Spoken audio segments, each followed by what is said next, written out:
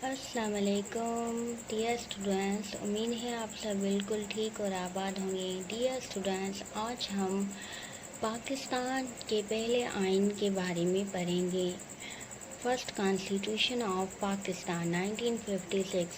जैसा कि आप सब जानते होंगे कि पाकिस्तान जो है वो आज़ाद हुआ था 1947 में।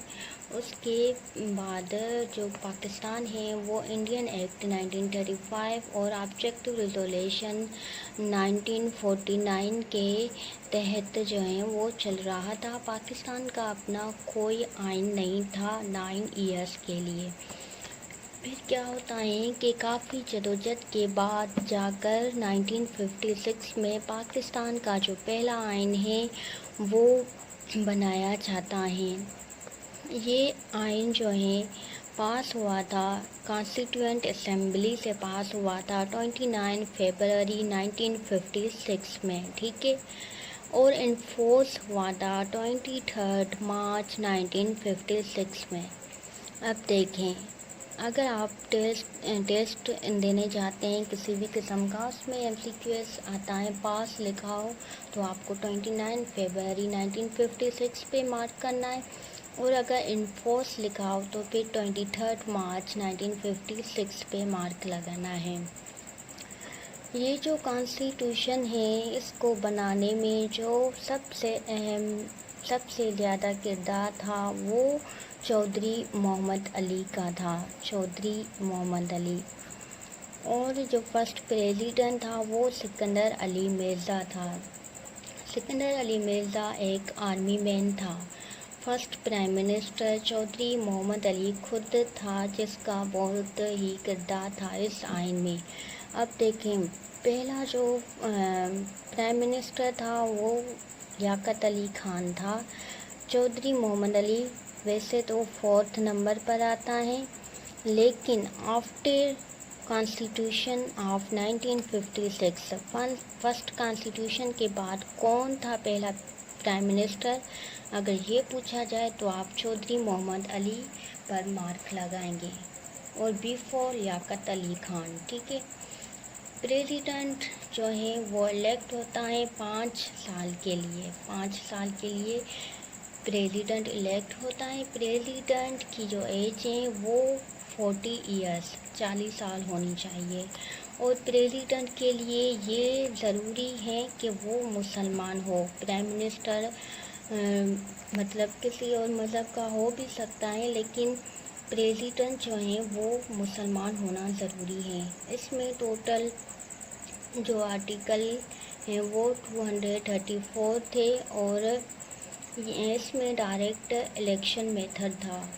वोटिंग एज जो थी वो 21 ईयर्स थी, मतलब कि 21 साल का जो भी इंसान है, वो जो भी सिटीज़न है वो वोट दे सकता है। इसमें पाकिस्तान का जो नाम है वो इस्लामिक रिपब्लिक ऑफ पाकिस्तान रखा गया।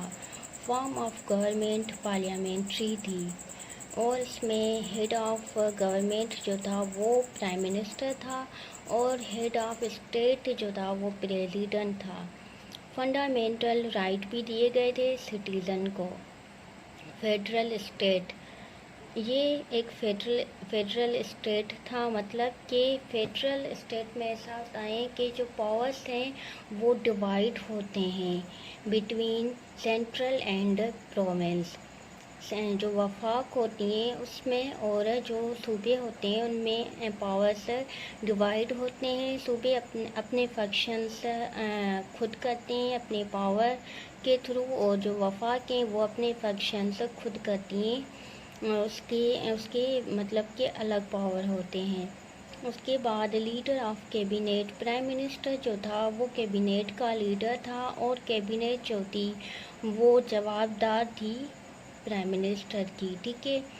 उसके बाद प्रेसिडेंट जो हैं वो अपॉइंट कर सकता था गवर्नर को, चीफ जस्टिस को, एडवोकेट जनरल को, chief justice of supreme court को, ठीक है। प्रेसिडेंट जो था उन्हें ये पावर था कि वो मुल्क में इमरजेंसी जो है उनको नाफिज कर सके, और जो लैंग्वेज थी नेशनल लैंग्वेज वो उर्दू और बंगाली थी। और जो लेजिस्लेटिव थी वो यूनिकैमरल थी। अब देखें, जो हमारा करंट कॉन्स्टिट्यूशन है वो 1973 में आया, जो कि जुल्फ़िकार अली भुट्टो ने दिया है। ठीक है, उसमें बाई कैमरल सिस्टम है। बाई कैमरल मतलब जिसमें 2 हाउस हों। तो आप जैसा कि आप जानते हैं, अब हमारे पास एक सीनेट है और एक नेशनल असेंबली है, लेकिन फर्स्ट कॉन्स्टिट्यूशन में जो लेजिस्लेटिव थी वो यूनिकैमरल थी। मीन्स के उसमें ओनली 1 हाउस है, नेशनल असेंबली, जिसमें 300 मेंबर थे। इसके बाद आते हैं इंडिपेंडेंट